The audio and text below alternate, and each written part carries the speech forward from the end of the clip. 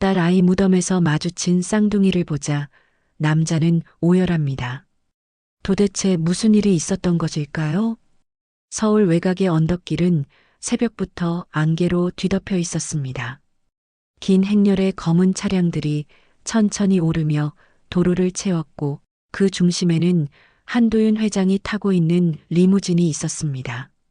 차창 밖으로 흩날리는 벚꽃잎들이 유리창에 붙었다 떨어지며 마치 희미한 기억처럼 스쳐 지나갔습니다. 그는 10년째 같은 날, 같은 시간에 이 길을 오르고 있었습니다. 딸의 기일이었죠. 운전기사가 조심스럽게 물었습니다. 회장님, 곧 도착입니다. 도윤은 아무 말도 하지 않았습니다. 그의 시선은 멀리 흐릿하게 보이는 산자락을 향해 고정돼 있었습니다. 안개 속으로 스며드는 빛이 마치 묘비처럼 길게 늘어져 있었습니다. 묘지 입구에는 경호원들이 먼저 내려서 주변을 정리했습니다. 기자들의 출입은 이미 통제돼 있었고 언론은 그가 딸의 묘를 찾는 이유를 더 이상 기사로 다루지 않았습니다. 이제는 세상도 그의 슬픔에 익숙해진 듯했죠. 하지만 그에게 이날은 결코 익숙해지지 않았습니다. 10년이 지나도 그는 그날의 장면을 잊을 수 없었습니다. 그날 사고 소식을 들었을 때 그는 회의 중이었습니다. 부산 공장 라인에 문제가 생겼습니다. 비서의 보고에 얼굴을 찡그린 바로 그 순간 전화 한 통이 그의 세계를 무너뜨렸습니다. 회장님 따님이 교통사고를 당하셨습니다. 그 이후의 기억은 흐릿했습니다. 오늘도 그 기억은 마치 오래된 흑백 필름처럼 그의 머릿속을 지나갔습니다. 리무진이 멈추자 그는 천천히 문을 열고 내렸습니다. 차가운 공기가 그의 얼굴을 감쌌습니다. 그는 검은 코트를 여며 쥐고 조용히 언덕 위 묘역으로 걸어 올랐습니다. 묘지 입구에서부터 제단까지는 돌계단이 이어져 있었습니다. 그 계단은 늘 깨끗이 닦여 있었지만 오늘은 벚꽃잎이 흩뿌려져 있었습니다. 그는 발끝으로 조심히 잎을 밟으며 올랐습니다.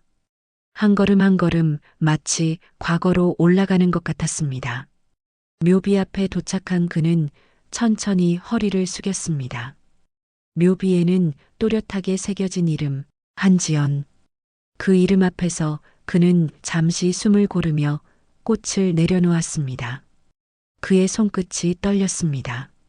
지연아. 목소리가 묘비 위에서 흩어졌습니다. 그는 손바닥으로 묘비의 이름을 쓰다듬었습니다. 돌의 표면이 차갑게 느껴졌습니다. 그 차가움이 그를 현실로 붙잡는 듯 했습니다. 그때 뒤편에서 작은 발소리가 들렸습니다. 도윤은 고개를 천천히 돌렸습니다. 언덕 아래쪽에서 2명의 아이가 올라오고 있었습니다. 하얀 원피스에 고운 머리핀을 한 소녀들. 그들은 손에 꽃다발과 인형을 들고 있었습니다. 경호원이 다가와 낮은 목소리로 속삭였습니다. 회장님, 처리할까요? 그는 손을 들어 막았습니다. 나도요. 아이들은 서로의 손을 꼭 잡고 묘비 앞까지 걸어왔습니다. 그들은 도윤을 쳐다보지 않았습니다. 그저 묘비 앞에 무릎을 꿇고 인형을 내려놓았습니다. 엄마, 우리 왔어. 작은 목소리가 들렸습니다. 그 말 한마디에 도윤의 시선이 흔들렸습니다. 그는 순간 숨이 막혔습니다. 소녀의 목소리가 너무 익숙했습니다. 딸이 어릴 적 그가 출근할 때마다 들리던 인사와 똑같은 음색이었습니다. 그는 몸을 굳힌 채 그들을 바라봤습니다. 아이들은 꽃을 꽂고 인형 옆에 편지 봉투 하나를 올려놓았습니다. 그 봉투에는 엄마에게라고 쓰여 있었습니다. 글씨는 서툴고 삐뚤었지만 정성스러웠습니다. 도윤은 그 글씨를 보는 순간 심장이 멈추는 듯 했습니다.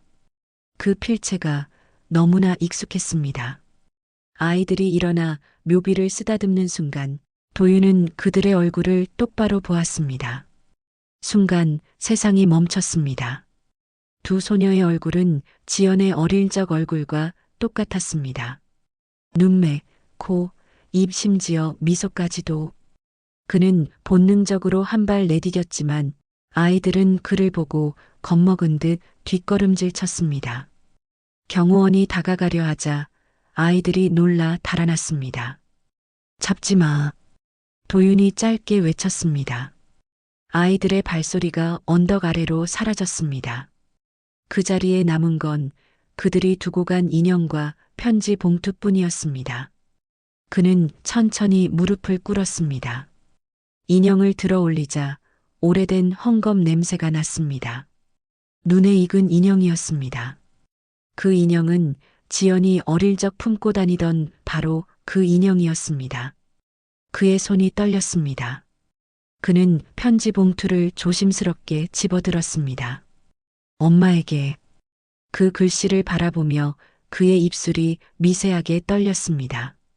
마치 돌 위에 새겨진 글자를 손으로 더듬듯 그는 그 한 글자 한 글자를 읽었습니다.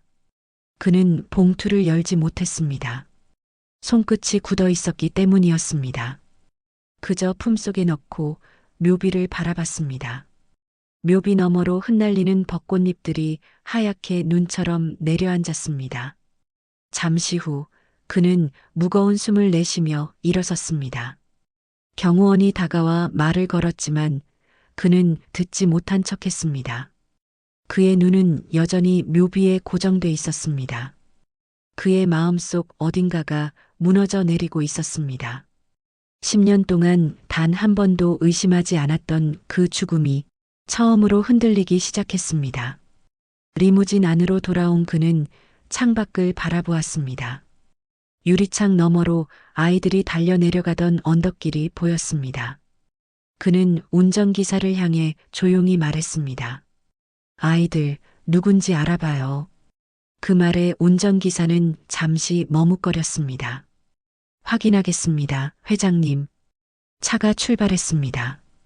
도윤은 여전히 손 안에 쥐고 있는 인형을 바라봤습니다. 그의 손이 미세하게 떨렸습니다. 그의 눈가에는 벚꽃잎인지 눈물인지 모를 빛이 맺혀 있었습니다. 그는 속삭였습니다. 지연아, 그 아이들 누구니? 그의 목소리는 낮았지만 그 속에는 이미 두려움이 섞여 있었습니다. 언덕 아래 벚꽃잎이 흩날리며 도로 위로 내려앉았습니다. 그 차가운 꽃잎들이 도윤의 리무진 위로 쏟아졌습니다. 리무진이 언덕을 내려가는 동안 묘비 앞에는 아이들이 남긴 인형이 그대로 놓여 있었습니다. 그 인형의 목에는 낡은 리본이 묶여 있었고 그 끝에는 희미하게 글자가 새겨져 있었습니다. 지연이의 아가에게. 그 문장을 본 경호원이 잠시 멈춰섰습니다. 그러나 이미 회장의 차는 멀리 사라지고 있었습니다. 언덕 위 묘비는 다시 고요해졌습니다. 바람이 불며 인형의 머리카락이 흩날렸고 벚꽃잎 하나가 묘비에 걸려 흔들렸습니다. 그날 봄의 한가운데서 한 남자의 세계는 조용히 무너지기 시작했습니다. 리무진은 천천히 서울로 향하고 있었습니다. 유리창 너머로 도시의 불빛이 하나둘 켜지며 도윤의 얼굴을 비추었습니다. 그는 말없이 품속의 편지 봉투를 꺼냈습니다. 봉투는 아이의 손으로 접은 듯 모서리가 삐뚤게 접혀 있었고 한쪽 구석은 흙이 묻어 있었습니다. 그는 봉투를 손가락으로 천천히 매만지며 숨을 내쉬었습니다. 운전기사가 백미러로 눈치를 보며 물었습니다. 회장님, 본사로 바로 갈까요? 도윤은 잠시 침묵하다가 낮은 목소리로 대답했습니다. 창고로 가요. 예전 유품 보관소. 그 말이 떨어지자 운전기사는 잠시 긴장한 듯 거울에서 시선을 돌렸습니다. 그곳은 도윤이 10년 동안 한 번도 찾지 않은 장소였습니다. 도시 외곽에 위치한 그룹 본사 별관. 지하 2층 보안구역시로 표시된 그곳엔 한지연의 개인 물품이 모두 보관되어 있었습니다. 직원들은 그 문을 열며 고개를 숙였습니다. 도윤이 직접 들어오는 건 이번이 처음이었습니다. 공간 안은 먼지 냄새와 오래된 종이 냄새로 가득했습니다. 하얀 천으로 덮인 상자들이 줄지어 있었고 벽에는 오래된 액자가 걸려 있었습니다. 그는 천을 벗겨내며 딸의 유품을 하나씩 바라봤습니다. 책, 스카프, 구두, 그리고 낡은 인형 하나. 그 인형을 보는 순간 그의 시선이 미세하게 흔들렸습니다. 그 인형은 묘지에서 본 아이들의 인형과 똑같았습니다. 리본의 색, 헝겊의 질감, 바느질의 흔적까지 완벽히 같았죠. 그는 숨을 들이쉬며 인형을 조심스레 들어 올렸습니다. 그의 손끝이 미세하게 떨렸습니다. 오랜 세월 동안 잊고 있었던 감각이 되살아나는 듯 했습니다. 이건 어떻게 해? 그는 속으로 중얼거렸습니다. 뒤따라 들어온 비서 장성우가 조용히 물었습니다. 회장님, 찾으시는 게 있으신지요? 도윤은 잠시 인형을 바라보다가 낮게 대답했습니다. 10년 전 사고 기록, 원본을 가져오게. 장성우의 얼굴이 순간 굳어졌습니다. 원본 말씀이십니까? 그래. 복사본 말고 경찰에 제출된 그날 자료 전부. 도윤의 목소리는 단호했습니다. 그의 눈빛에는 미세한 의심의 그림자가 드리워져 있었습니다. 며칠 뒤 본사 회장실, 커다란 창 너머로 회색 하늘이 깔려 있었습니다. 책상 위엔 사고 당시의 수사 기록, 기사 스크랩, 보험 서류가 펼쳐져 있었습니다. 도윤은 한 장 한 장을 천천히 넘겼습니다. 그의 손끝이 종이 위에서 멈췄습니다. 한 구절. 사고 당시 차량의 블랙박스 영상 손실. 원인 불명. 그 문장을 읽는 순간 그의 시선이 얼어붙었습니다. 10년 전 그날 그는 단 한 번도 왜라는 질문을 던지지 않았습니다. 비서가 모든 걸 처리했고 언론은 순식간에 사건을 마무리했습니다. 그때의 자신은 진실보다 체면을 더 중요하게 여겼습니다. 그는 서류를 덮고 자리에서 일어났습니다. 책장 쪽으로 걸어가던 그는 문득 멈춰섰습니다. 유리문에 비친 자신의 얼굴이 보였습니다. 그 얼굴은 자신이 알던 회장의 얼굴이 아니었습니다. 냉철한 대신 피로하고 초라했습니다. 그는 서류를 다시 들고 버튼을 눌렀습니다. 보안팀장 불러. 잠시 뒤 검은 정장을 입은 보안팀장이 들어왔습니다. 회장님, 무슨 일입니까? 그날 사고 당시에 CCTV 백업, 전부 복구해. 이미 자료는 모두 손상된 것으로. 복구해. 어떤 수를 써서라도. 그의 목소리는 차갑고 단단했습니다. 그날 밤 본사 서버실. 엔지니어 몇 명이 모니터를 둘러싸고 복구 작업을 진행하고 있었습니다. 도윤은 직접 그 옆에 서 있었습니다. 그의 눈은 한순간도 화면을 벗어나지 않았습니다. 여기 일부 영상이 남아 있습니다. 한 기술자가 손가락으로 화면을 가리켰습니다. 영상 속 지연의 차량은 국도 커브길을 돌다 반대편 트럭과 충돌했습니다. 폭발, 화염, 그리고 불길. 하지만 이상한 점이 하나 있었습니다. 충돌 직전 트럭의 전조등이 꺼졌다가 다시 켜졌습니다. 마치 누군가 신호를 주는 듯한 불빛이었습니다. 확대해. 도윤의 명령에 화면이 줌인되었습니다. 트럭 운전석 옆에 희미하게 비치는 얼굴. 그는 그 얼굴을 보는 순간 숨이 막혔습니다. 그건 장성우였습니다. 순간 그의 머릿속이 새하얘졌습니다. 눈앞의 영상은 몇 초간 더 재생되었고 곧 화면이 멈췄습니다. 회장님, 나머지는 데이터 손실입니다. 기술자가 말했다. 도윤은 아무 말 없이 화면을 응시했습니다. 그는 천천히 몸을 돌려 방을 나왔습니다. 복도를 걸으며 손에 쥔 편지 봉투를 다시 꺼냈습니다. 그는 계단참에 서서 봉투를 열었습니다. 안에는 아이들의 삐뚤빼뚤한 글씨로 적힌 짧은 문장이 있었습니다. 엄마, 하늘에서 보고 있죠? 우리 잘 지내고 있어요. 할아버지, 우리랑 닮았대요. 그는 손에서 편지를 떨어뜨렸습니다. 종이가 공중에서 천천히 내려앉았습니다. 그의 얼굴이 일그러졌습니다. 닮았다. 그 한마디가 입에서 새어나왔습니다.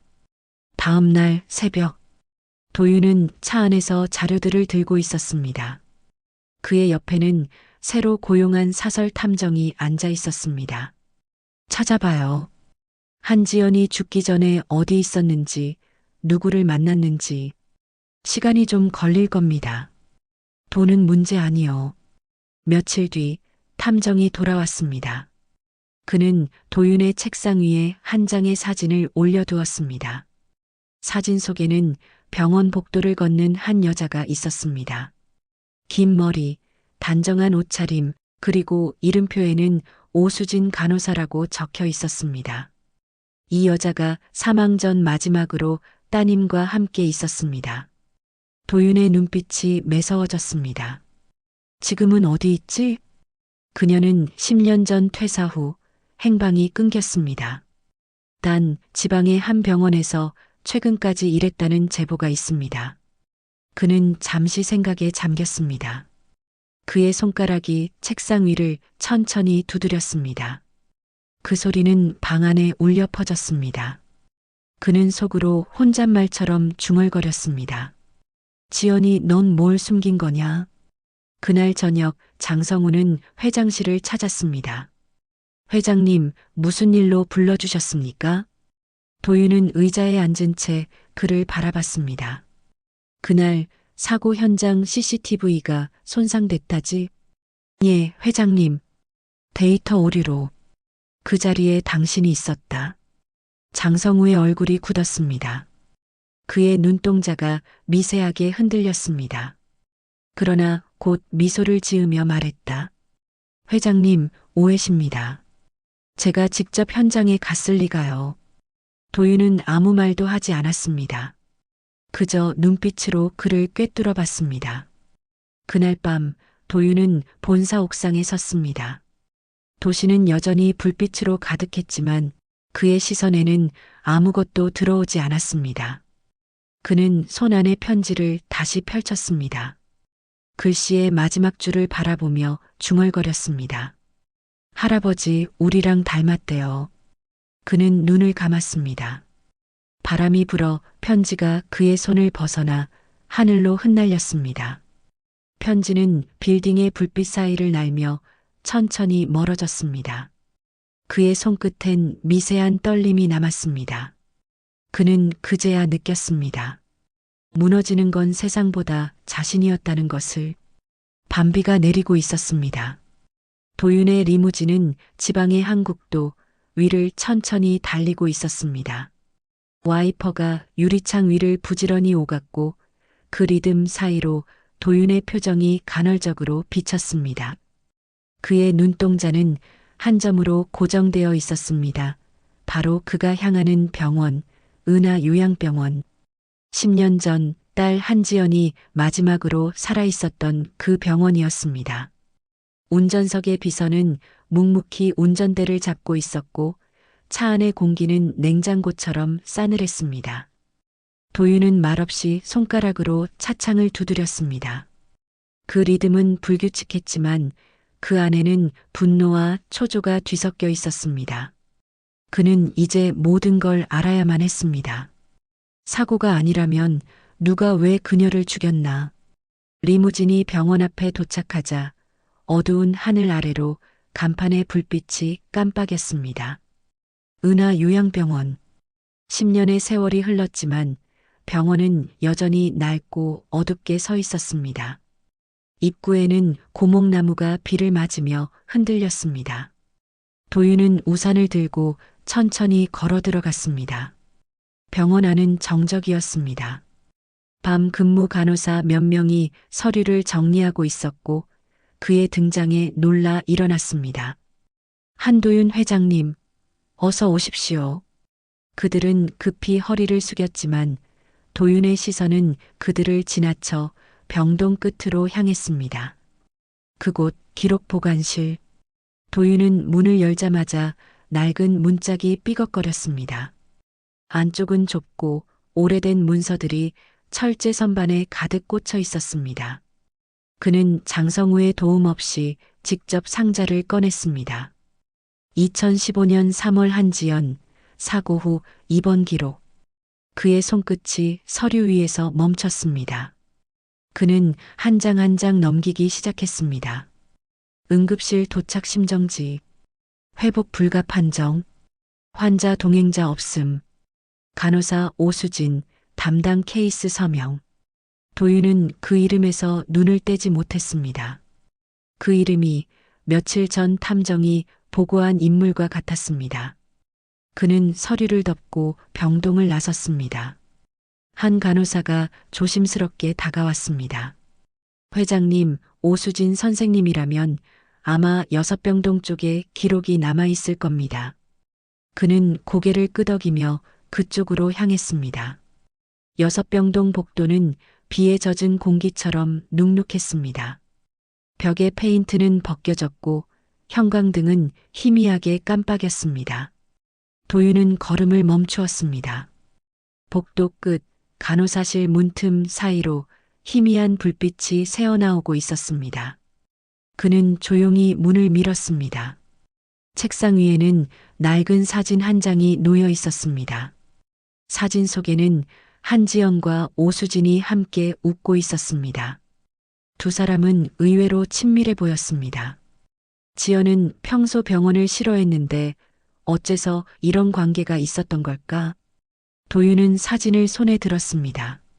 그때 뒤에서 낯선 목소리가 들렸습니다. 그 사진 아직도 남아 있었군요. 도윤은 천천히 돌아섰습니다. 문 앞에는 중년 여성이 서 있었습니다. 그녀의 이름표에는 오수진이라 적혀 있었습니다. 순간 시간이 멈춘 듯 고요해졌습니다. 도윤은 말없이 그녀를 바라봤습니다. 그녀의 얼굴에는 세월의 흔적이 깊게 패여 있었지만 눈빛만은 여전히 또렷했습니다. 당신이 오수진인가? 그녀는 천천히 고개를 끄덕였습니다. 지연이 사고 그날 병원에 있었지. 네, 회장님. 무슨 일이 있었는지 말해. 그녀는 잠시 숨을 고르더니 낮은 목소리로 대답했습니다. 회장님께서 아셔야 할 건 지연 씨가 혼자가 아니었다는 겁니다. 혼자가 아니었다니? 그날 응급실에 오기 전에 지연 씨는 두 아이를 데리고 있었습니다. 그 말이 떨어지는 순간 도윤의 눈빛이 흔들렸습니다. 두 아이? 예. 쌍둥이였습니다. 그녀의 말이 공기 중에 가라앉았습니다. 도윤은 한동안 말을 잇지 못했습니다. 그 아이들, 지금은 어디 있지? 오수진은 잠시 망설이다가 입을 다물었습니다. 그 침묵이 오히려 모든 걸 말해주는 듯 했습니다. 그 아이들은 당신의 딸이 숨겼습니다. 숨겼다고? 예. 회장님이 반대했잖아요. 결혼도 아이도. 그래서 지연 씨는 끝까지 말을 못했습니다. 도윤의 입술이 떨렸습니다. 그럼 그날 사고는 누군가 그 사실을 알고 있었습니다. 누구? 그녀는 조용히 한 이름을 꺼냈습니다. 장성우 비서. 그 이름이 다시 등장한 순간 도윤의 내면에서 무언가가 터졌습니다. 그는 책상을 내리쳤습니다. 그 자식이. 오수진은 놀랐지만 곧 담담히 말했다. 회장님, 그 아이들을 지키려면 지금은 조심하셔야 합니다. 지킨다니? 그 아이들 지금 살아 있습니다. 그리고 회장님을 알고 있습니다. 도윤은 숨을 멈췄습니다. 그의 뇌리 속에 묘지의 장면이 번쩍 떠올랐습니다. 국화꽃 쌍둥이 편지. 그는 숨을 몰아쉬었습니다. 그 아이들이 내 손녀들이라는 건가? 오수진은 고개를 끄덕였습니다. 지연 씨가 죽기 전에 저에게 부탁했습니다. 아버지가 언젠가 진실을 찾으면 이걸 전해달라고. 그녀는 서랍을 열고 작은 상자를 꺼냈습니다. 그 안에는 낡은 목걸이 하나와 사진 한 장이 들어 있었습니다. 사진 속에는 지연과 두 아이 그리고 한 젊은 남자가 함께 웃고 있었습니다. 이 남자는 누구지? 지연 씨의 남편입니다. 이름은 민호. 도윤은 사진을 오래도록 바라봤습니다. 눈앞의 세상이 천천히 흔들렸습니다. 그의 손에서 목걸이가 떨어져 바닥에 닿았습니다. 금속 소리가 방 안에 울렸습니다. 그 소리와 함께 그의 세상도 금이 갔습니다. 오수진은 그를 바라보며 조용히 말했다. 지연 씨는 죽기 전 아이들에게 약속했습니다. 언젠가 할아버지가 너희를 찾을 거야. 그 말에 도윤의 눈이 붉어졌습니다. 그의 입가가 미세하게 흔들렸습니다. 그는 의자에 주저앉았습니다. 머리를 감싸주며 천천히 중얼거렸습니다. 지연아, 너는 왜 나한테 말하지 않았니? 비가 창문을 두드렸습니다. 그 소리가 그의 숨소리와 뒤섞였습니다. 한참 뒤 그는 고개를 들었습니다. 그 아이들 지금 어디 있나? 오수진은 망설임 끝에 말했다. 지금은 한강 근처 작은 초등학교에 다니고 있습니다. 그의 눈빛이 다시 불타올랐습니다. 그럼 내가 직접 확인하겠다. 회장님, 그건 위험합니다. 장성우가 아직 움직이고 있어요. 그는 회장님이 진실을 알게 되는 걸 원하지 않습니다. 도윤은 무겁게 일어섰습니다. 이제 늦었어. 진실은 숨길 수 없어. 그의 목소리는 낮았지만 단단했습니다. 그는 비에 젖은 복도를 걸어나갔습니다. 그의 발소리가 천천히 멀어져 갔습니다. 그리고 그 뒤에 오수진은 눈을 감았습니다. 지연 씨, 이제 곧 진실이 드러날 겁니다. 그녀의 목소리는 바람에 묻혔습니다. 창문 밖에서는 번개가 번쩍이며 병원 벽을 비추었습니다.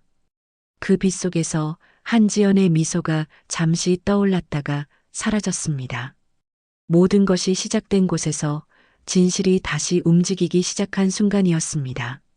한도윤은 병원을 나온 뒤 차 안에서 한동안 아무 말도 하지 않았습니다. 리무진 안의 공기가 무겁게 가라앉았습니다. 운전기사가 백미러로 그를 바라봤지만 감히 말을 걸지 못했습니다. 도윤은 손에 쥔 사진을 똑바로 바라봤습니다. 사진 속 지연은 해맑게 웃고 있었지만 그 옆에 남자 민호의 얼굴은 이상하게 낯설었습니다. 그 낯설음은 단순한 기억의 공백이 아니었습니다. 무언가 어딘가에서 본 듯한 익숙함이 있었지만 도윤은 떠올리지 못했습니다. 그의 손끝이 미세하게 떨렸습니다. 지연아, 내가 왜 그랬는지 이제야 알겠구나. 그의 목소리가 공기 속으로 스며들었습니다. 도윤은 차창 밖의 어둠을 바라보았습니다. 도시로 향하는 길은 불빛 하나 없이 길게 이어져 있었습니다. 그때 운전석의 내비게이션이 갑자기 깜빡였습니다. GPS 신호가 끊겼습니다. 운전기사가 조심스럽게 말했다. 도윤은 눈썹을 찌푸렸습니다. 무슨 뜻이지? 위치 추적이 안 됩니다. 장치 오류 같습니다. 그 말과 동시에 차가 갑자기 멈춰섰습니다. 엔진이 꺼졌고 차 안은 침묵에 잠겼습니다. 운전기사가 급히 시동을 걸었지만 엔진은 반응하지 않았습니다. 도윤이 말했습니다. 비상조명 켜. 불빛이 켜지자 차 앞 유리창에 희미하게 비친 그림자가 움직였습니다. 검은 우비를 입은 남자 2명이 리무진 쪽으로 다가오고 있었습니다. 회장님, 잠시만 기다리십시오. 운전기사가 급히 내렸습니다. 그가 나가자마자 쿵 하는 둔탁한 소리가 들렸습니다. 다음 순간 조수석 문이 강제로 열렸습니다. 도윤은 재빨리 손가방 안에서 작은 리모트 장치를 꺼냈습니다. 뒤로 물러서 그의 목소리는 차갑게 가라앉아 있었습니다. 리모트에는 보안 호출 버튼이 있었지만 누르기 전에 한 남자의 목소리가 들렸습니다. 회장님, 너무 깊이 파고들면 안 됩니다. 그 목소리는 낯설지 않았습니다. 도윤은 고개를 들었습니다. 조수석 옆으로 얼굴이 드러났습니다. 그는 장성우였습니다. 우비를 벗은 그의 얼굴에는 이상할 정도로 평온한 미소가 떠올라 있었습니다. 이런 밤중에 혼자 움직이시면 위험합니다. 너였군. 도윤의 목소리가 낮게 울렸습니다. 사고 때부터 지금까지 다 내가 짠 거냐? 장성우는 고개를 약간 기울였습니다. 전 회장님을 위해 일했습니다. 늘 그랬죠. 거짓말. 도윤은 리모트를 꽉 쥐었습니다. 장성우의 눈빛이 잠시 흔들렸습니다.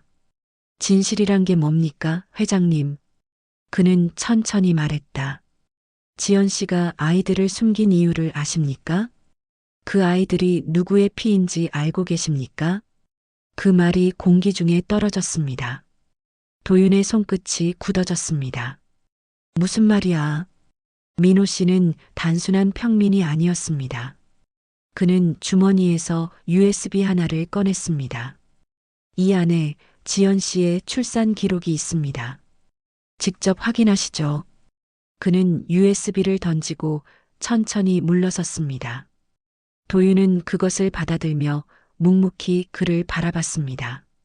이게 무슨 짓이지? 진실은 가끔 회장님 같은 분에게 독이 됩니다. 그의 미소는 여전히 차분했지만 눈빛만은 차갑게 식어 있었습니다. 지연 씨는 회장님의 명령을 어겼습니다. 그 남자와 결혼했고 아이를 가졌습니다. 그 대가로 모든 걸 잃었죠. 그날 사고는 예정된 일이었습니다. 그 순간 도윤의 눈빛이 번쩍였습니다. 내가 지시했나? 전 지시 따랐을 뿐입니다. 누구의? 장성우는 미묘하게 웃었습니다. 회장님 본인이십니다. 그 한마디가 폭탄처럼 떨어졌습니다. 도윤의 표정이 굳어졌습니다. 뭐라고? 10년 전 회장님은 직접 저에게 말씀하셨죠. 지연을 그 남자에게서 떼어놔라. 저는 그 명령을 이행했을 뿐입니다. 공기 속에서 엔진 냄새와 피비린내가 섞여들었습니다. 도윤의 숨소리가 거칠어졌습니다. 난 그런 명령을 하셨습니다. 그날 회의실에서 술에 취해 회장님은 늘 가족보다 회사를 우선했죠. 그의 말이 끝나자 도윤은 손에서 리모트를 떨어뜨렸습니다. 리모트가 바닥에 부딪히며 짧은 경고음이 울렸습니다. 장성우는 천천히 몸을 돌렸습니다. 이제 돌아가십시오. 아무 일도 없었던 것처럼. 지연이는 내 손에 죽은 거야? 아니요. 회장님이 만드신 세상 속에서 죽었습니다. 그 말과 함께 그는 차문을 닫고 빗속으로 사라졌습니다. 도윤은 한동안 움직이지 못했습니다. 비가 차창을 때리며 소리를 냈습니다. 그는 천천히 USB를 바라봤습니다. 진실이란 게 이토록 잔인할 줄이야. 그는 차 안의 노트북에 USB를 꽂았습니다. 화면이 켜지자 의료 기록 파일이 열렸습니다. 환자명 한지연. 출산일 2015, 3, 17. 아이 쌍둥이녀. 생물학적 부한도윤. 그는 숨을 들이마셨습니다. 손끝이 부르르 떨렸습니다. 화면에 글자가 번져 보였습니다. 내가? 그의 입술이 미세하게 떨렸습니다. 그럴 리가.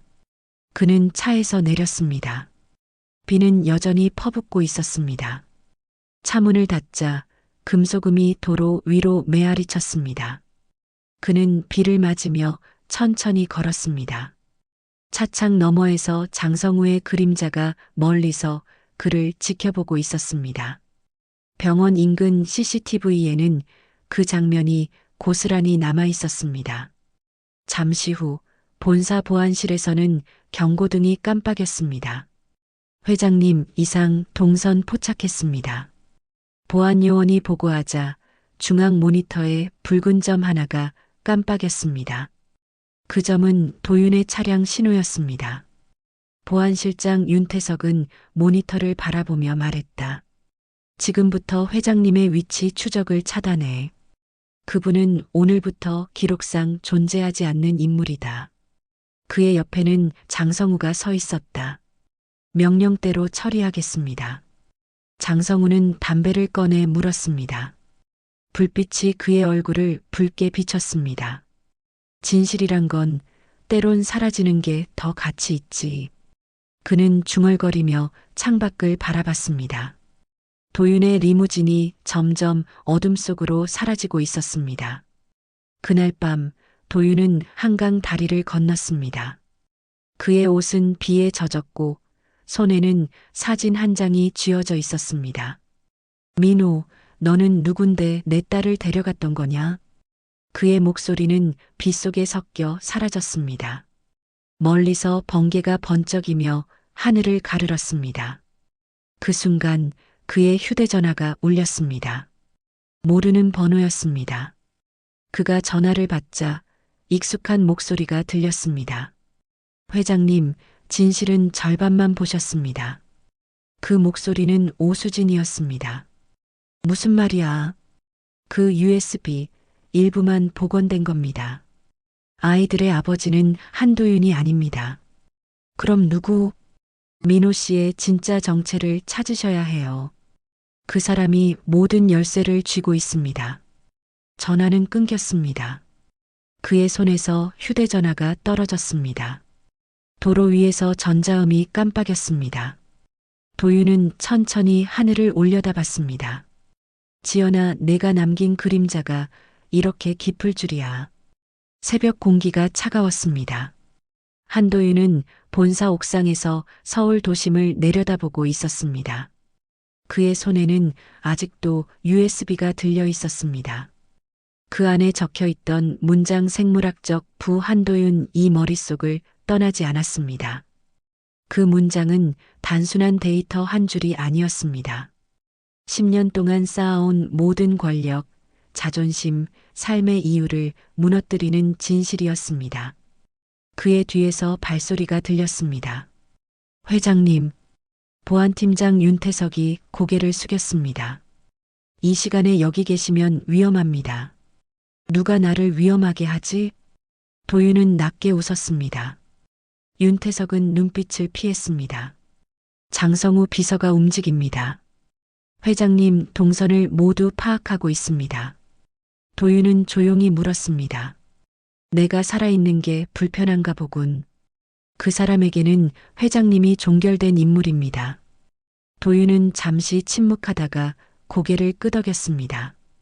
그래서 말인데 그놈보다 한 발 앞서야겠지. 계획이 있으십니까? 민호, 그 남자를 찾아야 해. 이미 찾아봤습니다만 5년 전 사망 처리됐습니다. 도윤은 미세하게 웃었습니다. 사망 처리됐다는 건 누군가 그렇게 만들었다는 뜻이지.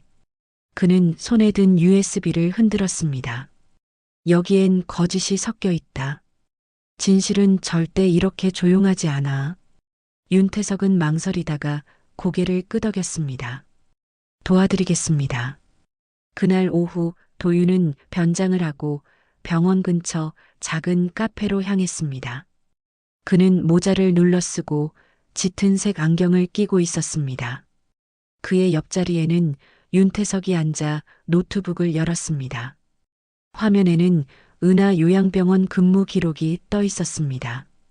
윤태석이 화면을 확대했습니다. 민호 씨의 이름이 없었습니다. 대신 김민수라는 이름이 자주 등장합니다. 가명일 수도 있겠군. 예. 이 사람 2015년 3월에 병원을 떠나면서 이런 문서를 남겼습니다. 윤태석은 PDF 파일 하나를 열었습니다. 문서 상단에는 비공식 수혈 기록이라는 제목이 적혀 있었습니다. 수혈 기록? 예. 지연 씨 사고 직후 병원에서 누군가 피를 수혈받았습니다. 지연 씨의 혈액형과 동일합니다. 도윤은 눈썹을 찌푸렸습니다. 그게 민호였단 말인가? 윤태석은 고개를 끄덕였습니다. 그의 손끝이 서류 위를 따라 움직였습니다. 피로 쓴 진실이라 이름이 어울리는군. 그는 낮게 중얼거렸습니다. 민호를 찾을 수 있겠나? 지방에서 한 폐공장 CCTV에 비슷한 인물이 찍혔습니다. 최근까지도 살아있을 가능성이 높습니다. 도윤은 자리에서 일어났습니다. 그럼 가보자. 그날 밤 그들은 충청도의 한 폐공장에 도착했습니다. 밤하늘엔 달빛 하나 없었습니다. 공장은 녹슨 철문으로 굳게 닫혀 있었지만 안쪽에서는 희미한 불빛이 새어나오고 있었습니다. 윤태석이 조용히 속삭였습니다. 안에 누군가 있습니다. 도윤은 고개를 끄덕였습니다. 그들은 철문을 밀고 들어갔습니다. 안쪽은 먼지와 기계 부품이 흩어져 있었습니다. 그리고 중앙 책상 위에 한 남자가 앉아 있었습니다. 수척한 얼굴, 헝클어진 머리, 손에는 담배가 들려 있었습니다. 그가 고개를 들자 눈빛이 어둠 속에서 번쩍였습니다. 당신이 민호인가? 남자가 웃었습니다. 이름을 기억하시는군요. 한도윤 회장님. 그의 목소리는 낮고 거칠었습니다. 날 아는가? 당신이 나를 만들었죠. 도윤은 미간을 좁혔습니다. 무슨 뜻이지? 민호는 의자에서 천천히 일어섰습니다. 그의 걸음걸이엔 힘이 없었지만 눈빛은 단단했습니다. 나는 당신의 실험체였습니다. 그 말에 윤태석이 뒤를 돌아봤습니다. 무슨 말이야? 민호는 천천히 손을 들어 올렸습니다. 그의 팔에는 희미한 흉터 자국이 여러 개 남아 있었습니다. 10년 전 당신의 그룹이 불법 유전자 치료 연구를 진행했죠. 난 그때 그 연구에 참여했습니다. 그리고 지연 씨를 만났습니다. 도윤의 표정이 굳었습니다. 그건 불가능해. 그 프로젝트는 중단됐어. 당신이 그렇게 믿고 싶겠죠. 민호는 담배를 끄며 웃었습니다. 그때 내가 맞은 수혈, 그건 내 피가 아니었어요. 그건 당신의 피였습니다. 공기 속이 정적에 휩싸였습니다. 당신의 그룹이 내 유전자 샘플을 이용해 지연 씨에게 치료를 시도했어요. 결과적으로 그 아이들이 태어난 겁니다. 도윤은 손을 떨며 물었습니다. 그 아이들이 나의 손녀가 아니라 나의. 민호는 고개를 저었습니다. 아니요. 그 아이들은 둘 다 당신의 유전자를 이어받았죠. 하지만 지연 씨는 그 사실을 알고 괴로워했습니다. 그래서 그날 도망치려 했던 겁니다. 도윤의 얼굴이 무너졌습니다. 그는 벽에 기대어 서류 더미 위에 손을 올렸습니다. 내가 내 딸을 죽인 건가? 민호는 대답하지 않았습니다. 그의 눈빛에는 동정과 분노가 뒤섞여 있었습니다. 난 지연 씨를 사랑했습니다. 그녀는 나에게 인간의 얼굴을 가르쳐 줬어요. 하지만 당신은 그걸 죄라고 불렀죠. 그의 목소리가 점점 떨렸습니다. 그래서 당신의 명령이 떨어졌을 때 난 도망쳤습니다. 지연 씨는 나 대신 죽었습니다. 도윤은 머리를 감싸쥐었습니다. 그의 숨소리가 거칠게 터져나왔습니다. 내가 그런 명령을 내리다니. 민호는 천천히 다가와 그의 앞에 섰습니다. 당신이 그날 내린 명령이 나를 괴물로 만들었습니다. 윤태석이 급히 끼어들었습니다. 지금은 감정 싸움할 때가 아닙니다. 장성우가 곧 여길 찾을 겁니다. 민호는 고개를 돌렸습니다. 이미 알고 있습니다. 그의 눈빛이 어두워졌습니다. 그때 밖에서 차량 소리가 들려왔습니다. 헤드라이트 불빛이 철문 틈 사이로 들어왔습니다. 윤태석이 총을 꺼내 들었습니다. 회장님, 이쪽으로. 도윤은 아직도 충격에서 벗어나지 못한 채 멈춰 있었습니다. 민호가 그를 잡아 끌었습니다. 지금 나가면 끝입니다. 총성이 울렸습니다. 철문이 열리고 검은 옷을 입은 남자들이 쏟아져 들어왔습니다. 윤태석이 반격하며 총을 쐈습니다. 탄피가 공장 바닥에 튀었고 불빛이 번쩍였습니다. 민호는 도윤을 밀쳐내며 외쳤습니다. 뒤로. 두 사람은 구석으로 몸을 숨겼습니다. 윤태석은 마지막 총알을 쏘며 외쳤습니다. 회장님 나가세요. 그의 몸이 총탄에 맞으며 뒤로 쓰러졌습니다. 민호가 이를 악물며 도윤을 끌었습니다. 이쪽입니다. 공장 뒷문을 통해 그들은 간신히 빠져나왔습니다. 바깥은 여전히 비가 내리고 있었습니다. 도윤은 민호의 어깨를 붙잡았습니다. 넌 왜 날 도왔지? 민호는 고개를 돌리지 않은 채 대답했습니다. 그 아이들이 당신을 기다리고 있습니다. 이젠 거짓이 아닌 진실을 보여줘야 할 때입니다. 멀리서 사이렌 소리가 들려왔습니다. 도윤은 하늘을 올려다봤습니다. 비가 눈물처럼 그의 얼굴을 타고 흘렀습니다. 그의 세계는 이미 무너졌지만 그 무너짐 속에서 처음으로 인간의 감정을 느꼈습니다. 지연아, 이제야 내가 남긴 피의 의미를 알겠다. 어두운 새벽, 도윤은 폐공장을 빠져나와 길 위에 주저앉았습니다. 비는 여전히 내리고 있었고 그의 몸은 피와 빗물로 흠뻑 젖어 있었습니다. 윤태석의 시신이 머릿속에 떠올랐습니다. 그가 쓰러질 때 마지막으로 남긴 말 도망치지 마십시오. 회장님. 그 말이 귓속에서 계속 맴돌았습니다. 도윤은 떨리는 손으로 전화기를 꺼냈습니다. 화면에는 한 통에 저장되지 않은 번호가 깜빡이고 있었습니다. 그는 망설이다가 통화를 눌렀습니다. 누구지? 저예요. 오수진입니다. 그녀의 목소리는 조용했지만 단단했습니다. 지금 당신이 해야 할 일은 단 하나입니다. 무슨 말이요? 아이들을 찾으세요. 그 아이들이 지금 위험합니다. 무슨 뜻이지? 장성우가 움직이고 있습니다. 그는 회장님이 죽었다는 걸 세상에 발표할 겁니다. 그렇게 되면 아이들은 유산으로 남게 돼요. 그의 숨이 막혔습니다. 지금 아이들은 어디 있나?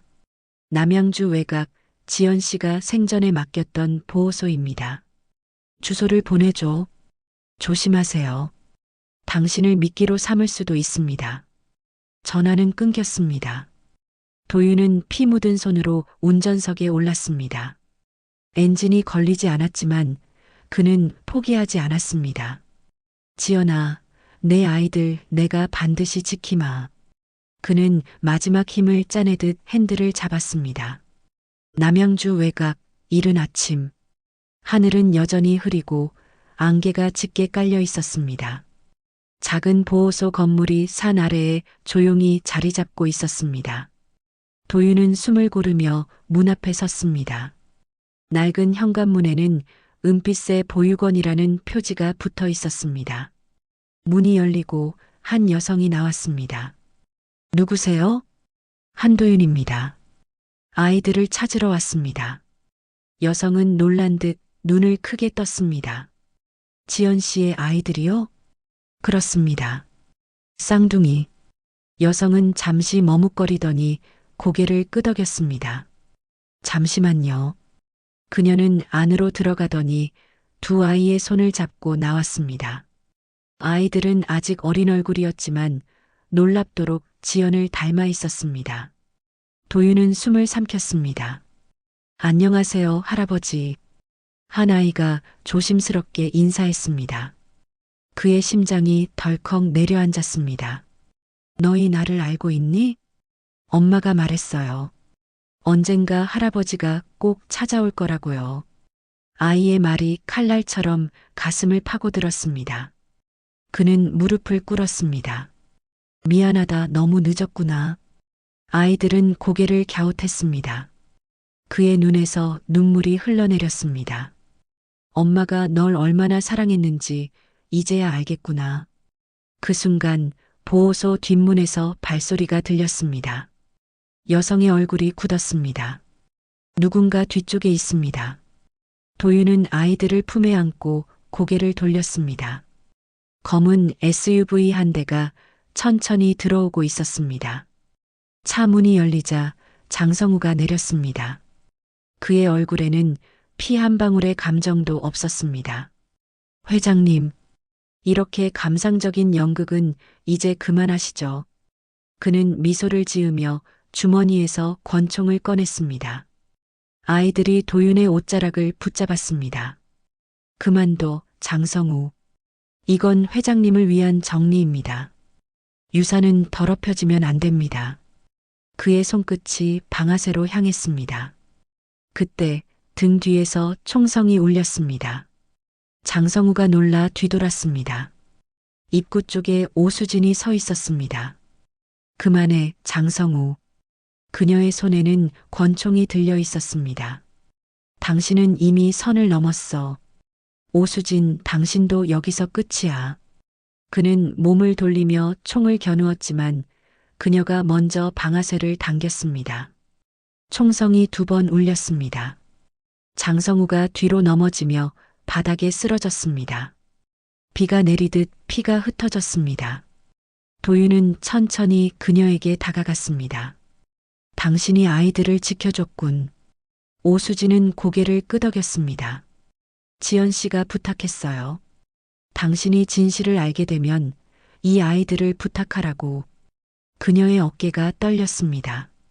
그는 손을 내밀어 그녀를 일으켰습니다. 이제 끝이야. 아니요, 이제 시작이에요. 그녀는 피식 웃었습니다. 이 아이들이 진짜 유산이에요. 당신의 피가 아니라 당신의 선택이 남긴 결과예요. 도윤은 아이들을 바라봤습니다. 그들의 눈빛은 해맑았고 그 안에는 지연의 따뜻한 미소가 담겨 있었습니다. 그는 천천히 무릎을 꿇었습니다. 지연아, 내가 내 아이들을 대신 지키마. 그의 손이 아이들의 머리를 쓰다듬었습니다. 그때 오수진의 얼굴이 창백해졌습니다. 회장님, 뒤에. 그녀의 목소리가 끊겼습니다. 장성우가 마지막 힘으로 총을 들어 올렸습니다. 총성이 다시 울렸습니다. 시간이 멈춘 듯 했습니다. 도윤은 본능적으로 아이들을 감쌌습니다. 총알은 그의 어깨를 스쳤고 피가 흘러내렸습니다. 윤태석의 목소리가 머릿속을 스쳤습니다. 도망치지 마십시오. 그는 피투성이가 된 몸으로 장성우에게 다가갔습니다. 끝이다, 장성우. 당신은 여전히 회장님이군요. 그의 입가에 피가 번졌습니다. 그래. 하지만 이제 난 아버지다. 그는 장성우의 손에서 총을 빼앗아 멀리 던졌습니다. 그리고 허공을 바라봤습니다. 이제 모든 게 끝났구나. 바람이 불며 빗방울이 얼굴을 스쳤습니다. 그는 천천히 눈을 감았습니다. 오수진이 그를 붙잡았습니다. 정신 차리세요. 아이들이 기다리고 있어요. 그는 희미하게 웃었습니다. 그 아이들이 내 마지막 유산이겠지. 그의 손이 아이들의 손 위에 닿았습니다. 엄마가 하늘에서 보고 있을 거야. 그는 그렇게 중얼거리며 눈을 감았습니다. 바깥에서 빗소리가 점점 잦아들었습니다. 오수진은 조용히 눈을 감고 하늘을 올려다봤습니다. 회색 구름 사이로 한 줄기 빛이 내려오고 있었습니다. 그 빛 속에서 3사람의 실루엣이 서 있었습니다. 한도윤, 지연 그리고 아이들. 그의 마지막 미소가 어렴풋이 비쳤습니다. 지연아, 이제야 내가 남긴 걸 이해했다. 밤새 내리던 비가 멎었습니다. 공기 속에는 젖은 흙냄새가 배어 있었고 하늘은 잿빛 안개로 덮여 있었습니다. 남양주 외곽의 보호소에는 여전히 긴 여운이 감돌고 있었습니다. 붉은 경광등이 꺼지고 구급차들이 천천히 자리를 떠났습니다.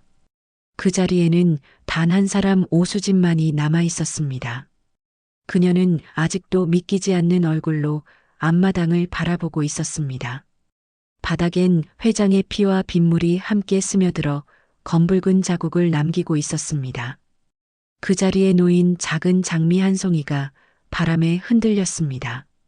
그녀는 조용히 속삭였습니다. 끝난 걸까 정말. 아이들은 보호소 안에 있었습니다. 한 여자아이는 창문에 얼굴을 대고 밖을 바라보고 있었고 남자아이는 그녀의 손을 꼭 쥐고 있었습니다. 이모, 할아버지는 이제 안 와요? 그녀는 대답하지 못했습니다. 대신 미소를 억지로 지으며 아이의 머리를 쓰다듬었습니다. 할아버지는 하늘로 가셨어. 하지만 항상 너희 곁에 계실 거야. 햇살이 조금씩 안개를 뚫고 내려오기 시작했습니다. 그 빛이 창문을 통해 아이들의 얼굴을 비추었습니다. 그녀는 그 빛을 바라보며 눈을 감았습니다. 그 순간 회장의 마지막 말이 귓가를 스쳤습니다. 그 아이들이 내 마지막 유산이겠지. 며칠 뒤 서울. 뉴스에서는 한도윤 회장 사망 소식이 연일 보도되었습니다. 비리와 진실, 그리고 미스터리한 죽음이라는 자막이 화면을 가득 채웠습니다. 도윤의 그룹은 긴급이사회에서 해체 수순에 들어갔고 그의 이름은 한국 재벌의 그림자로 기록되었습니다. 그러나 그를 아는 이들은 달랐습니다. 오래전부터 함께 일했던 경비원, 기사, 그리고 보육원 직원들까지 그들은 작은 목소리로 속삭였습니다. 그 사람 마지막엔 사람이었어요. 누군가는 그렇게 말했다. 오수진은 보호소의 일을 정리하며 그가 남긴 자료들을 정리하고 있었습니다. 서류 더미 속에는 도윤의 필체로 적힌 메모 한 장이 있었습니다. 진실은 피로 씻기지 않는다. 용서로만 남는다. 그녀는 눈을 감고 깊게 숨을 내쉬었습니다. 몇 주 뒤 보호소의 마당. 쌍둥이들은 작은 나무 묘비 앞에 꽃을 놓았습니다. 그곳엔 한지연이라는 이름이 새겨져 있었습니다. 아이들은 조용히 손을 모았습니다. 엄마, 할아버지가 하늘에서 보고 있대요. 그녀는 그 말을 듣고 눈시울이 붉어졌습니다. 바람이 불었고 흩날리는 벚꽃잎이 묘비 위로 내려앉았습니다. 그녀는 손에 든 사진 한 장을 바라봤습니다. 사진 속에는 젊은 시절의 지연과 도윤, 그리고 이제는 세상에 없는 미소가 있었습니다. 그녀는 조용히 사진을 묘비 곁에 놓았습니다. 이제 됐어요. 모두 평안하길. 도윤의 죽음 이후 그가 남긴 재산의 대부분은 사회에 환원되었습니다. 지연 장학재단이라는 이름으로 설립된 기금은 소외된 아이들과 미혼모, 그리고 연구윤리 개선에 쓰이게 되었습니다. 이름만 들으면 냉혹한 회장이었지만 그의 마지막 흔적은 누군가의 삶을 바꾸는 씨앗이 되었습니다. 오수진은 그 재단의 초대 이사장이 되었습니다. 그녀는 기자회견에서 담담히 말했습니다. 그는 완벽하지 않았습니다. 그러나 끝까지 인간이 되고자 노력한 사람입니다. 기자들의 셔터 소리가 잇따랐습니다. 그녀의 눈빛은 단호했지만 마음속은 여전히 흔들리고 있었습니다. 밤마다 꿈에 도윤이 나타나 말없이 웃었습니다. 그 웃음은 더 이상 권력자의 것이 아니라 딸을 잃은 아버지의 미소였고 아이들을 남긴 인간의 얼굴이었습니다.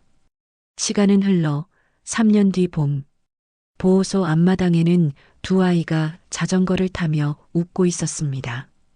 그들의 뒤에서 오수진이 미소 지으며 바라보고 있었습니다. 멀리 산등성이 너머에서 햇살이 비추고 있었습니다. 그녀는 고개를 들어 하늘을 봤습니다. 그곳엔 마치 누군가의 그림자가 비치듯 부드러운 빛의 형상이 일렁였습니다. 지연 씨, 회장님, 이제 아이들이 잘 자라고 있어요. 그녀는 미소를 지었습니다. 바람이 불고 머리카락이 흩날렸습니다. 그 바람 속에서 누군가의 목소리가 아주 희미하게 들렸습니다. 고맙소. 그녀는 고개를 돌렸지만 아무도 없었습니다. 대신 바람에 실려 핀 벚꽃이 그녀의 손등 위로 떨어졌습니다. 그녀는 그것을 조용히 쥐었습니다. 그래요. 당신의 마지막 유산 잘 지킬게요. 그녀의 눈에 눈물이 고였지만 그 눈물은 더 이상 슬픔이 아니었습니다. 그날 저녁 보호소의 벽에 걸린 한 액자가 햇살에 반짝였습니다. 그 속에는 지연과 도윤, 그리고 어린 시절의 쌍둥이 사진이 함께 담겨 있었습니다. 아이들이 잠든 뒤 오수진은 그 사진 앞에서 잠시 멈춰 섰습니다. 그녀는 잔잔히 중얼거렸습니다. 누군가의 잘못이 또 다른 생명을 낳을 수도 있다는 걸 이제야 알겠어요. 촛불 하나가 켜졌습니다. 그 불빛은 작고 흔들렸지만 그 어떤 화려한 조명보다 따뜻했습니다. 그녀는 그 불빛을 바라보다가 천천히 미소 지었습니다. 이제 침묵의 아침이네요. 그리고 화면이 천천히 멀어지듯 보호소의 지붕 위로 새들이 날아올랐습니다. 그들의 날개짓이 하늘로 번지며 회색 안개를 뚫고 빛속으로 사라졌습니다. 그 빛 속에서 도윤의 목소리가 마지막으로 들렸습니다. 지연아, 나는 이제 괜찮다. 세월은 흘러 어느새 10년이 지났습니다. 남양주의 그 보호소는 더 이상 낡은 건물이 아니었습니다. 이제는 지연재단 어린이 센터라는 새 이름으로 바뀌어 하얗게 칠해진 벽과 넓은 마당이 아이들의 웃음으로 가득했습니다. 봄 햇살은 따뜻했고 바람은 부드러웠습니다. 센터 입구에는 한도윤 기념관이라는 작은 표지판이 걸려 있었습니다. 그 앞에는 이제 20살이 된 쌍둥이 남매 지호와 지민이 서 있었습니다. 지호는 단정한 셔츠 차림으로, 지민은 하늘색 원피스를 입고 있었습니다. 그들은 나란히 서서 묵묵히 표지판을 바라봤습니다. 지민이 조용히 말했습니다. 오래됐네요, 오빠. 그래도 여긴 아직 따뜻해요. 지호가 미소를 지었습니다. 이건 회장님이 남긴 약속이니까. 그의 목소리는 낮고 담담했지만 어딘가 울림이 있었습니다. 그는 주머니에서 낡은 열쇠 하나를 꺼냈습니다. 그건 도윤이 생전에 사용하던 사무실 열쇠였습니다. 오늘 이걸 열 때가 된 것 같아요. 그들은 기념관 안으로 들어갔습니다. 안에는 도윤의 생전 사진들이 걸려 있었고 그중 한 벽에는 젊은 시절 지연과 함께 웃는 그의 사진이 있었습니다. 사진 속 두 사람은 서로를 바라보며 환하게 웃고 있었습니다. 지민이 그 사진 앞에서 걸음을 멈췄습니다. 엄마도 행복했을까요? 지호는 대답하지 않았습니다. 대신 천천히 열쇠를 문에 꽂았습니다. 철컥 작은 소리와 함께 문이 열렸습니다. 안쪽은 오래된 서재였습니다. 책장에는 두꺼운 노트들이 빽빽하게 꽂혀 있었고 그 위에는 봉인된 서류 봉투 하나가 놓여 있었습니다. 봉투에는 지호, 지민에게라는 글씨가 또렷이 적혀 있었습니다. 지민의 손이 떨렸습니다. 그녀는 봉투를 열어 한 장의 편지를 꺼냈습니다. 도윤의 필체였습니다. 그의 글씨는 여전히 단정했고 문장 하나하나에 진심이 배어 있었습니다. 지호야, 지민아. 이 편지를 읽을 때쯤이면 나는 세상에 없겠구나. 너희가 이 세상에 태어나게 된 과정은 결코 아름답지 않았을 수도 있다. 하지만 너희가 세상에 있다는 사실만큼은 신이 내게 준 마지막 선물이었단다. 지민의 눈에서 눈물이 떨어졌습니다. 지호는 묵묵히 편지를 이어 읽었습니다. 사람은 누구나 잘못을 저지르고 그 잘못을 바로잡기 위해 평생을 살아간다. 나는 너무 늦게 깨달았지만 그래도 너희를 통해 배웠단다. 피보다 소중한 건 선택이라는 걸. 편지의 끝에는 짧은 한 문장이 적혀 있었습니다. 진실을 두려워하지 말고 너희만의 빛을 만들어라. 두 사람은 서로를 바라봤습니다. 그들의 눈빛 속에는 슬픔보다도 결심이 담겨 있었습니다. 지민이 조용히 말했다. 오빠, 우리 이제 회장님의 유산을 이어가야 해요. 지호는 고개를 끄덕였습니다. 그래, 이제는 우리 차례야. 그날 오후 센터 강당에서는 작은 기념식이 열렸습니다. 아이들이 손에 풍선을 들고 줄지어 서 있었고 무대 앞에는 오수진이 단상에 올랐습니다. 그녀는 이제 중년의 여인이 되었지만 그 눈빛만큼은 예전과 다르지 않았습니다. 오늘은 지연재단이 다시 시작하는 날입니다. 그녀의 목소리는 잔잔했지만 단단했습니다. 우리가 받은 사랑과 희생을 잊지 않고 이제는 그 사랑을 세상으로 돌려줄 차례입니다. 사람들이 박수를 쳤습니다. 지호와 지민은 무대 옆에서 그 모습을 지켜보고 있었습니다. 지민은 속삭였습니다. 이제 엄마랑 회장님이 정말 기뻐하시겠죠? 지호는 웃으며 대답했습니다. 응, 저 하늘 어딘가에서 우리를 보고 있을 거야. 무대 위 대형 스크린에 한 장의 사진이 비쳤습니다. 도윤, 지연, 그리고 어린 쌍둥이의 사진. 그 사진은 햇살을 받아 따뜻하게 빛났습니다. 그리고 화면 아래에는 이런 문장이 떠올랐습니다. 사랑은 유산이 된다. 그날 저녁 기념식이 끝난 후 오수진은 홀로 정원에 나와 하늘을 바라봤습니다. 해가 지고 잔잔한 별빛이 하늘에 흩어졌습니다. 그녀는 조용히 중얼거렸습니다. 회장님, 약속 지켰어요. 이 아이들 당신이 남긴 빛으로 잘 자라고 있어요. 바람이 살짝 불었고 나무 잎사귀가 흔들렸습니다. 그녀는 미소를 지었습니다. 그 순간 정원 한가운데에서 작은 빛이 반짝였습니다. 그건 마치 별빛이 내려앉은 듯한 은은한 광채였습니다. 그녀는 손을 뻗어 그 빛을 조용히 감쌌습니다. 고맙습니다. 그녀의 눈에 눈물이 맺혔지만 그건 슬픔의 눈물이 아니었습니다. 그건 긴 여정을 끝낸 이의 안도와 감사의 눈물이었습니다. 한편 센터 안에서는 아이들의 웃음소리가 울려 퍼졌습니다. 지호는 아이들과 함께 그림을 그리고 있었고 지민은 책을 읽어주며 아이들의 머리를 쓰다듬고 있었습니다. 그들의 얼굴엔 환한 미소가 가득했습니다.